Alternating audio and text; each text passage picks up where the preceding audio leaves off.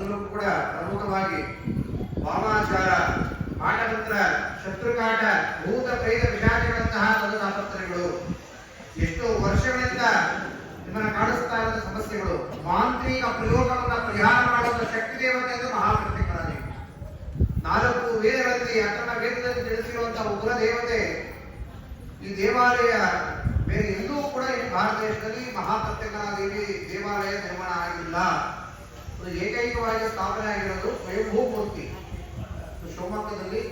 ಅದು ನಮ್ಮ ದೇವಾಲಯ ಮಾತ್ರ. ಯಾಕಂದ್ರೆ ಒಂದೊಂದು ದೇವತೆಗಳಿಗೆ ಒಂದೊಂದು ರೀತಿಯ ಪೂಜೆಗಳು ನಡೆಯುತ್ತೆ. ಆದರೆ ಈ ದೇವಿಗೆ ಉಗ್ರವಾಗಿರುವಂತಹ ಕಾಲ ಮೆಣಸಿನಕಾಯಿಲೆ ಪೂಜೆ.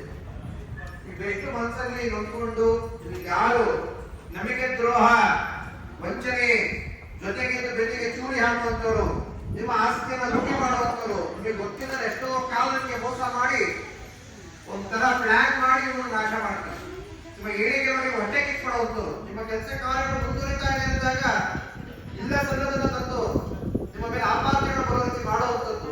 ಇನ್ನೊಂದು, ನಿಮಗೆ ಬರಬೇಕಾಗಿರೋ ಆಸ್ತಿ ಸ್ವಂತ ದಾಯಾದಿಗಳು ಆಗಿರುವಂತ ಅಣ್ಣ ತಮ್ಮಂದ್ರೆ ಮೋಸ ಮಾಡಿ ನಿಮಗೆ ಮನೆಯಿಂದ ಆಚೆ ಹಾಕಿರ್ಬೋದು, ಇಲ್ಲ ನಿಮಗೆ ಕೊಡದಲ್ಲೇ ವಂಚನೆ ಮಾಡಿರ್ಬೋದು, ಕೊಡ್ತೀನಿ ಅಂತ ಸತಾಯಿಸ್ತಾ ಇರ್ಬೋದು, ಹಣ ಇಸ್ಕೊಂಡು ವಾಪಸ್ ಕೊಡದಲ್ಲೇ ಮೋಸ ಮಾಡಿರ್ಬೋದು. ಹಣ ಇಸ್ಕೊಳ್ಬೇಕಾದ್ರೆ ಸ್ನೇಹಿತರಾಗಿರ್ತಾರೆ, ಸಂಬಂಧಿಕರಾಗಿರ್ತಾರೆ, ವಾಪಸ್ ಕೇಳಿದ್ರೆ ಏನು ದಾಖಲಾತಿಗಳಿದೆ, ಇದೇನು ಅಗ್ರಿಮೆಂಟ್ ಇರೋಲ್ಲ, ಸೈನ್ ಇರೋಲ್ಲ, ಸಿಗ್ನೇಚರ್ ಇರೋಲ್ಲ, ಪತ್ರ ಪೇಪರ್ಗಳು ಇರೋದಿಲ್ಲ, ಅವಾಗ ಮೋಸ ಮಾಡ್ತಾರೆ, ನಂಬಿಕೆ ದ್ರೋಹ ಮಾಡ್ತಾರೆ. ಎಷ್ಟೋ ಜನಗಳ ಮನೆಯಲ್ಲಿ ಇದು ನಡೀತಾ ಇದೆ. 100ಕ್ಕೆ 90% ಜನರ ಮನೆ ನಡೀತಾ ಇದೆ. ಗಂಡಂದ್ರು ಬೇರೆ ಕೆಟ್ಟ ಹೆಂಗಸರು ಸಮಾಸ ಮಾಡಿರ್ತಾರೆ, ಸಂಸಾರ ಜೀವನ ಹಾಳಾಗಿರುತ್ತೆ. ನಮ್ಮ ಮಕ್ಕಳಿಗೆ ಎಷ್ಟೋ ಒಳ್ಳೆ ಬುದ್ಧಿ ಹೇಳಿದ್ರೆ ಅವರಿಗೆ ಏನೋ ತಲೆ ಕೆಡಿಸಿ ಬೇರೆ ಏನೋ ದುಶ್ಚಟಗಳಿಗೆ ನೋವು ಅನ್ನೋದೆಲ್ಲ ಸಿಕ್ಕಾಕೊಂಡು ಬಿದ್ದಿರ್ತಾರೆ. ಪೊಲೀಸ್ ಸ್ಟೇಷನ್ಗೆ ಹೋಗಿ ನೀವು ಪರಿಹಾರ ಕೇಳಿದ್ರೆ ಆಗೋದೇ ಇಲ್ಲ. ಯಾಕೆಂತ ಕೇಳಿದ್ರೆ ನನ್ನ ಮಗ ದುಶ್ಚಟಕ್ಕೆ ಗುರಿಯಾಗಿದ್ದಾರೆ, ಲವ್ ಮಾಡ್ಕೊಂಡು ಮನೆ ಬಿಟ್ಟು ಹೋಗ್ತಾ ಇದ್ದಾರೆ ಅಂತ ಹೋಗಿ ಸ್ಟೇಷನ್ ಕಂಪ್ಲೇಂಟ್ ಕೊಟ್ರೆ, ಇಲ್ಲ ಯಾರಾದ್ರೂ ವಿಚಾರ ಹೇಳಿದ್ರೆ ಒಂದು 18 ವರ್ಷ ಆಗಿದೆ, ಏನ್ ಬೇಕಾದ್ರೂ ಮಾಡ್ಕೋಬಹುದು, ಕಾನೂನು ತಡೆಯಲ್ಲ ಅಂತ ಹೇಳಿ. ಕಾನೂನಲ್ಲಿ ಏನ್ ಮಾಡಿದ್ದಾರೆ, ಕಾನೂನು ದೇವತೆ ನ್ಯಾಯ ದೇವತೆ ಏನ್ ಮಾಡಿದ್ದಾರೆ, ಕಣ್ಣಿಗೆ ಬಟ್ಟೆ ಕಟ್ಟಿದ್ದಾರೆ.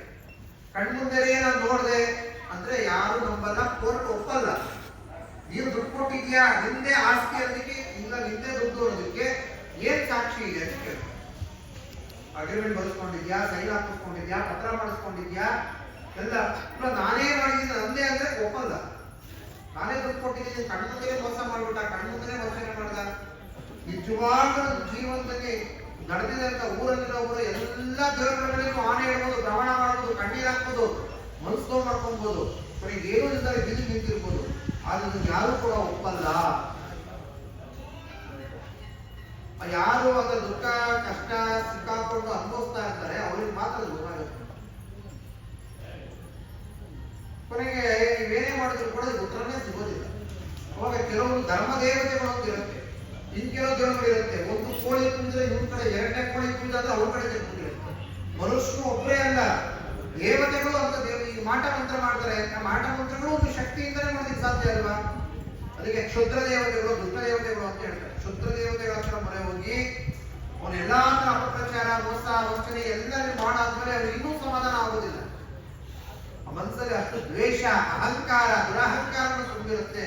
ಯಾಕೆ ಮಾಡಬೇಡ, ಇದೇ ಕಷ್ಟ ಎಲ್ಲರ ಮನೆ ನಡೀತಾ ಇರುತ್ತೆ. ದೇವಿ ತರ ಬಂದು, ದೇವಿಯ ತರ ಬಂದು ಕಣ್ಣೀರ್ ಹಾಕ್ತಿರಲ್ಲ, ಅದರಿಂದ ಒಳ್ಳೇದಾಗತ್ತೆ ಹೊರತು ನೀವು ಧರ್ಮವಾಗಿರ್ತೀವಿ ಈ ಕ್ಷೇತ್ರದಲ್ಲಿ ಬೇರೆ ನಮ್ಗೆ ಗೊತ್ತಿಲ್ಲ. ಆದ್ರೆ ನಮ್ಮ ಜಾತಕ ನೋಡೋದು, ತೊಗಡೆ ಹಾಕೋದು, ಮೈ ಮೇಲೆ ದೇವರು ಬರೋದು, ಪ್ರಾಣಿ ಪಕ್ಷಿಗಳನ್ನ ಬಲಿ ಕೊಡೋದು, ಯಾವುದು ಕೂಡ ಇದು ನಡೆಯೋದಿಲ್ಲ. ಫಸ್ಟ್ ಇಲ್ಲಿ ಬಂದಂತ ಭಕ್ತಿ ಹೇಳಲು, ನೀನು ಧರ್ಮವಾಗಿದೀಯಾ, ನಿನಗೆ ಒಳ್ಳೇದಾಗುತ್ತೆ. ಇದು ಜಾತಕ ನೋಡೋದು, ಕೋಡೆ ನೋಡೋದಕ್ಕೆ ಮುಂದಿನ ವರ್ಷ ನಿನಗೆ ರಾಜಯೋಗ ಬರುತ್ತೆ ಅಂತ ಹೇಳ್ಕೊಡ್ತಾರೆ. ಗುರು, ಶುಕ್ರ, ಶನಿ ಎಲ್ಲ ಕಥೆ ಹೇಳಿ ಇಂಥ ಮನೆ ಅಂದಾಗ, ಅಂತ ಮನೆ ಇದ್ದಾಗ ಅಂದ್ಕೊಂಡು ಎಲ್ಲ ಎಡವಟ್ಟಾಗ್ಬಿಟ್ಟಿದೆ, ಟೈಮೇ ಹೋಗಿಲ್ಲ ಅಂತ ಕಳಿಸ್ತಾರೆ. ಅವೆಲ್ಲ ನಮ್ಮಲ್ಲಿ ನಾವು ಅಲ್ಲೇ ಬೆಳೆಯಲ್ಲ, ಆದ್ರೆ ಇಲ್ಲಿ ಅದನ್ನು ತಡೆಯಲ್ಲ. ಒಂದು ಸರಿ ತಪ್ಪು ಅಂತ ನಾವು ಮಾತಾಡೋದಿಲ್ಲ. ಈ ಕಷ್ಟ ಅಂತ ಬಂದಾಗ, ಸಮಸ್ಯೆ ಅಂತ ಬಂದಾಗ ದೇವಿ ಪಾದರು ಬಂದು ನೀನು ಧರ್ಮವಾಗಿ ಕಾಪಾಡು ಅಂತ ನೀವು ಬಂದು ಬೇಡ್ಕೊಂಡಾಗ ಒಂದಲ್ಲ ಒಂದು ರೀತಿ ನಿಮಗೆ ಇಲ್ಲಿ ದಾರಿ ಕಾಣುತ್ತೆ, ಸಮಸ್ಯೆ ಕಾಣುತ್ತೆ. ಅದಕ್ಕೆ ಇಲ್ಲಿ ಬರುವಂತಹ ಸಹಸ್ರಾರು ಸಂಖ್ಯೆ ಭಕ್ತಾದಿಗಳೇ ಸಾಕ್ಷಿ. ಕೇಂದ್ರ ಮಾಡಿ ಕೇಳಿ, ಲಕ್ಷಾಂತರ ಜನ ಭಕ್ತಾದಿಗಳು ಬಂದೋಗಿದ್ದಾರೆ. ಲಕ್ಷಾಂತರ ಜನ ಭಕ್ತಾದಿಗಳು ಕಷ್ಟದ ಪ್ರಯಾಣ ಮಾಡಿ ಮತ್ತೆ ದಿನ ಬರ್ತಾ ಇದ್ದಾರೆ. ಯಾಕೆ ಬರ್ತಾ ಇದ್ದಾರೆ? ವಾರದಿಂದ ಜನಗಳ ಸಂಖ್ಯೆ ಜಾಸ್ತಿ ಆಗ್ತದೆ. ಯಾಕೆ? ಜನಗಳು ವಿದ್ಯಾವಂತರಲ್ವಾ, ಪ್ರಜ್ಞಾವಂತರಲ್ವಾ, ಓದಿದವ ಯಾರು? ಇವತ್ತಿನ ಟೆಕ್ನಾಲಜಿ ಇಷ್ಟು ಮುಂದುವರೆದ್ರು ಕೂಡ, ಇವತ್ತು ಸೈನ್ಸ್ ಇಷ್ಟು ಮುಂದುವರೆದ್ರು ಕೂಡ ಕೆಲವು ಸಮಸ್ಯೆಗಳಿಗೆ ನಾವು ದೈವದಿಂದಲೇ ಪರಿಹಾರ ಪಡ್ಕೋಬೇಕೇ ಹೊರತು ಸೈನ್ಸ್ ಟೆಕ್ನಾಲಜಿಯಿಂದ ನಮ್ಮ ಸಮಸ್ಯೆ ಪರಿಹಾರ ಆಗುವುದಿಲ್ಲ. ಲಕ್ಷಾಂತರ ದುಡ್ಡು ನಾವು ಖರ್ಚು ಮಾಡಕ್ಕೆ ನಡೆದಿವಿ. ದೊಡ್ಡ ಮಲ್ಟಿ ಸ್ಪೆಷಾಲಿಟಿ ಹಾಸ್ಪಿಟಲ್ ಅಡ್ಮಿಟ್ ಮಾಡಬಹುದು. ಡಾಕ್ಟರ್ ಹೇಳ್ತಾರೆ ನಾವು ಮಾಡೋದೆಲ್ಲ ಮಾಡಿದೀವಿ, ಉಳಿದಿದ್ದು ದೇವರಿಗೆ ಬಿಟ್ಟಿದ್ದು. ಆದ್ರೆ ಡಾಕ್ಟರ್ ಸೈನ್ಸ್ ಓದಿದ್ದಾರೆ, ಸೈನ್ಸ್ ದೇವರನ್ನ ಒಪ್ಪಲ್ಲ. ಅದು ಯಾಕೆ ಮಾತಾಡ್ತಾರೆ ಅಂದ್ರೆ ಅಂತಿಮವಾಗಿ ನಮ್ಮ ಪ್ರಕೃತಿಯನ್ನ, ದೈವವನ್ನ, ದೇವರನ್ನ, ಗುರುಗಳನ್ನೇ ನೋಡ್ಕೊಂಡು ಕೆಲವೊಂದು ನಮ್ಮ ಸಮಸ್ಯೆಗಳನ್ನ ಕಣ್ಣಿಗೆ ಕಾಣದೇ ಇರುವಂತಹ ಶಕ್ತಿ ಈ ಜಗತ್ತನ್ನು ನಿಯಂತ್ರಿಸ್ತಾ ಇದೆ. ಒಳ್ಳೆಯದಕ್ಕೆ ನಾವು ಓದಿಸ್ಕೊಬೇಕು. ಆ ಒಂದು ಪ್ರಬಲವಾದ ಶಕ್ತಿ ಸ್ಥಾಪನೆ ಎಲ್ಲಾಗಿದೆ ಅಲ್ಲಿ ಹೋಗಿ ನಾವು ತಲೆ ಬಾಂದಾಗ ನಮ್ಮ ಕಷ್ಟ ಬೀರುತ್ತೆ. ಆ ಒಂದು ಕ್ಷೇತ್ರ ಯಾವ್ದಪ್ಪ ಅಂದ್ರೆ ಶಿವಮೊಗ್ಗ ಮಹಾಪ್ರತಿಮರಾದೇವಿ ಸಂವಿಧಾನ. ನಮ್ಗೇನು ದ್ರೋಹ ಆಗಿದೆ, ವಂಚನೆ ಆಗಿದೆ, ಮೋಸ ಆಗಿದೆ, ಮಾಟ ಆಗಿದೆ, ಮಂತ್ರ ಆಗಿದೆ, ಕುರುಪಟ್ಟಿ ಪ್ರಯೋಗ, ಭಾನಾವತಿ ಪ್ರಯೋಗ, ನಾನಾ ರೀತಿ ಪ್ರಯೋಗಗಳು ಇವತ್ತಿಗೂ ನಡೆಯುತ್ತಾ ಅನ್ನೋ ಪ್ರಶ್ನೆಗೆ ಇವತ್ತಿಗೂ ನೋಡಿ ನೀವು ನಾನು ಹೇಳೋದು ಹಾಗಾದ್ರೆ ಎಲ್ಲರೂ ಮಾಟ ಮಂತ್ರ ಮಾಡ್ತಾರೆ, ಎಲ್ಲ ಕಡೆ ನಡೆಯುತ್ತಾ ಇದೆ ಅನ್ನೋ ಪ್ರಶ್ನೆಗೆ ಇವತ್ತಿನ ಈ ದೇಶ ನಡೆಸ್ತಾ ಇರುವಂತ ದೊಡ್ಡ ದೊಡ್ಡ ವ್ಯಕ್ತಿಗಳು ಅವರ ಆತ್ಮ ಚರಿತ್ರೆಯಲ್ಲಿ ಅವರಿಗೆ ಮಾಟ ಮಂತ್ರ ಅನ್ನೋದು ಭಯ ಕಾಡ್ತಾ ಇದೆ ಅಂತ ಬರ್ಕೊಂಡಿದ್ದಾರೆ. ಗಾಂಧೀಜಿ ಅಂತ ದೊಡ್ಡ ವ್ಯಕ್ತಿ, ಇಂದಿರಾ ಗಾಂಧಿ ಅಂತ ದೊಡ್ಡ ವ್ಯಕ್ತಿ, ಅವರಿಗೆ ಮಾಟ ಮಂತ್ರ ಅನ್ನೋದು ಭಯ ಕಾಡ್ತಾ ಇದೆ ಅಂತ ಹೇಳಿದರು. ನಾನು ಹೇಳಿದ್ರು ಅವರೇ ಸ್ವಂತ ಬರ್ಕೊಂಡಿರೋದು. ಅಂದ್ರೆ ಆ ಕಾಲದಿಂದ, ರಾಮನ ಕಾಲದಿಂದ, ಕೃಷ್ಣನ ಕಾಲದಿಂದ, ದೇವಾನುದೇವತೆಗಳ ಕಾಲದಿಂದ ಮಾಟ ಮಂತ್ರ ಆ ಪಂಚ ಪಾಂಡವರು,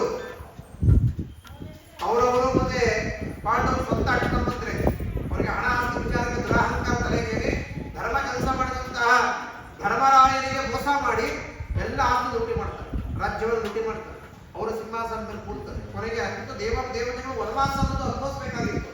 ಅದೊಂದು ಟೈಮು, ಆ ಟೈಮ್ ಸರಿ ಇಲ್ಲ ಅಂತ ಹೇಳ್ತಾರಲ್ಲ ಅದೇ. ಅವಾಗ ಅವರಿಗೆ ಕಷ್ಟದಿಂದ ಪರಿಹಾರಗಳು ಯಾವ ರೀತಿ ಪಡ್ಕೋಬೇಕು ಅಂದಾಗ ದೇವರೇ ಜೊತೆಗಿದ್ದಾರೆ ಕೃಷ್ಣ, ಆದ್ರೂ ಕಷ್ಟ ತೀರ್ತಾನ. ಧರ್ಮ ಕಾರ್ಯ ಮಾಡಿದ್ದಾರೆ ಧರ್ಮರಾಯ, ಹೆಸರ ಧರ್ಮರಾಯ, ಆದ್ರೂ ಕಷ್ಟ ತೀರ್ತಾನ. ಎಲ್ಲ ಒಂದು ಕಳ್ಕೊಂಡು ಬೀದಿ ನಿಂತು ಬಿಟ್ಟಿದ್ದಾನೆ. ಏನ್ ಮಾಡ್ಬೇಕು? ವನವಾಸ ಅಂತ ಹೇಳ್ತಾರೆ. ಅಂದ್ರೆ ವನವಾಸ ಅನುಭವಿಸ್ಬಿಟ್ರಪ್ಪ ಅಂದ್ರೆ ಕಷ್ಟಗಳು ಇರುತ್ತೆ. ವನವಾಸ ಅಂದ್ರೆ ಅವಾಗ ಸ್ವಂತದವರೇ ಮಾಟ ಮಾಡಿಸಿದ್ದಾರೆ, ಮಂತ್ರ ಮಾಡಿಸಿದ್ದಾರೆ ಅಂತ ಹೇಳಿ ದುರ್ಯೋಧನ ಅನ್ನೋ ಕೌರವನ ಒಬ್ಬ ವ್ಯಕ್ತಿ ಕನಕದಾಸರು ಮಾಂತ್ರಿಕ ಮುಖಾಂತರವಾಗಿ ಪಾಂಡವರನ್ನೇ ಮಾಟ ಮಾಡಿಸಿರ್ತಾರೆ. ಯಾವ ರೀತಿ ಸರಿ ಮಾಡ್ಕೋಬೇಕು? ದೇವರ ನೀನೇ ಸರಿ ಮಾಡುವಂತಾನೆ ಆಗಲ್ಲ. ಈ ಕೇರಳದ ಪ್ರಬಲವಾದ ದೇವತೆ ಇದೆ, ಆ ದೇವಿಯನ್ನು ಆರಾಧನೆ ಮಾಡಿ ಆ ದೇವಿಗೆ ಇಷ್ಟವಾದಂತಹ ಮೆಣಸಿನಕಾಯಿ ಹೋಮವನ್ನು ಮಾಡಿದಾಗ ಈಗ ಮಾಟ ಮಂತ್ರ ಪರಿಹಾರ ಆಗುತ್ತೆ. ಈ ಕಳ್ಕೊಂಡಿರೋದೆಲ್ಲ ಮತ್ತೆ ದೇವಿಗೆ ವಾಪಸ್ ಬರುತ್ತೆ ಅಂತ ಹೇಳಿ ಅವರ ಪಂಚ ಪಾಂಡವರು ಸೇರಿ ಮಾಡಿದಂತ ಮಹಾಯಾಗವೇ ಈ ಶತ್ರು ಸಂಹಾರ ಪ್ರತ್ಯೇಕರಾದೇವಿ ಮೆಣಸಿನಕಾಯಿ ಹೋಮ. ಶತ್ರು ಸಂಹಾರ ಪ್ರತ್ಯೇಕರ ಮೆಣಸಿನಕಾಯಿ ಹೋಮವನ್ನು ಮಾಡಿದ ಮೇಲೆ ಕುರುಕ್ಷೇತ್ರ ಯುದ್ಧದಲ್ಲಿ ಜಯವಾಗುತ್ತೆ. ಅವರು ಕಳ್ಕೊಂಡಂತ ಎಲ್ಲ ಅವರಿಗೆ ರಾಜ್ಯ ಸಿಂಹಾಸನ ವಾಪಸ್. ಅವತ್ತಿಗೆ ಆ ಕಾಲದಂತ ಮಹಾಯಾಗ ಧರ್ಮರಾಯರು ಮಾಡಿದ್ದು, ಪಂಚಪಾಂಡವರು ಮಾಡಿದ್ದು, ವಿಶ್ವಾಮಿತ್ರ ಮಹರ್ಷಿಗಳು ಮಾಡಿದಂತ ಮಹಾಯಾಗ ಇವತ್ತಿಗೂ ಈ ಕಲಿಯುಗದಲ್ಲಿ ನಡೀತಾ ಇದೆ. ಅಂದ್ರೆ ಯಾವುದೋ ಒಂದು ಜನ್ಮಾಂತರದ ಪುಣ್ಯವಾಗಿ ದೇವಿ ಒಂದು ಕೂತು ಆ ಮೆಣಸಿನಕಾಯಿ ಮಹಾಯಜ್ಞವನ್ನ ನನ್ನ ಕೈಯಲ್ಲಿ ಮಾಡಿಸ್ತಾರೆ. ಎಷ್ಟೆಷ್ಟೋ ದೇವಸ್ಥಾನಗಳಿದೆ, ಎಲ್ಲಾ ದೇವಸ್ಥಾನದಲ್ಲೂ ಕೂಡ ಮೆಣಸಿನಕಾಯಿ ಹೋಮ ಮಾಡಬಹುದಾಗಿತ್ತು. ಎಲ್ಲಾ ಕಡೆ ಒಂದೊಂದು ಈ ತರ ಮಾಡಬಹುದಾಗಿತ್ತು. ಗೃಹ ಪ್ರವೇಶ ಅಂತ ಇಂಥ ಹೋಮಗಳು ನೀವು 108 ನೋಡಿದ್ರೆ ದುರ್ಗಾ ಹೋಮ, ಮಕ್ಕಳ ಹೋಮ, ಲಕ್ಷ್ಮಣ ಹೋಮ, ವಾಸ್ತು ಹೋಮ, ಆ ಹೋಮ ಅಂತ ಮಾಡ್ತಾರೆ. ಆ ಹೋಮ ಮಾಡ್ಬೇಕಾದ್ರೆ ಎಲ್ಲರೂ ಯಾಕಂದ್ರೆ ಆ ಹೋಮದ ಹೊಗೆಗೆ ಆ ಪೇಂಟ್ ಎಲ್ಲ ತಂಪಾಗುತ್ತೆ. ನೀವು ಮನೆ ಮಾಡ್ತಿರ್ಬೋದು. ಹೋಮ ಮಾಡ್ಬೇಕಾದ್ರೆ ಅಷ್ಟು ಹೊಗೆ ಏನಾಗ್ತಾರೆ? ಸೌದೆ ಹಾಕ್ತಾರೆ, ತುಪ್ಪ ಹಾಕ್ತಾರೆ. ಉಪ್ಪಂತೀರ ಸೌದೆ ಹಾಕ್ತಾರೆ, ತುಪ್ಪ ಹಾಕ್ತಾರೆ. ಆ ಹೋಮಕ್ಕೂ ಈಗ ಹೋಮಕ್ಕೂ ನಾವು ಮಾಡಲ್ಲ, ಕಬಡ ಮಾಡ್ಕೊಂಡು ಹೋಮ ಹಾಕ್ತಾರೆ. ಆ ಬೆಂಕಿ ತಗೊಂಡು ಮನೆಗೆ ಹಾಕಿಬಿಡ್ತಾರೆ. ಹೊಗೆ ಉಳ್ಕೊಳ್ಳುತ್ತೆ ಕೆಮ್ಮು. ಮನೆಯೆಲ್ಲ ಮತ್ತೆ ಪೇಂಟ್ ಮಾಡಿಸ್ಬೇಕು ಅಂತ ಒಪ್ಕೊಂತೀರ. ಅಂಥದ್ರಲ್ಲಿ ಅದೇ ಹೋಮ ಭಟ್ರನ್ನು ಮಾಡ್ತಾರೆ. ನಮ್ಮ ದೇವಸ್ಥಾನದಲ್ಲಿ ಖಾರ ಬರೋ ಮೆಣಸಿನಕಾಯಿ, ಖಾರ ಬರುವಂತ ಕಾಳು ಮೆಣಸು, ಬಿಳಿ ಸಾಸಿವೆ, ಉಪ್ಪು, ಮೂಟೆ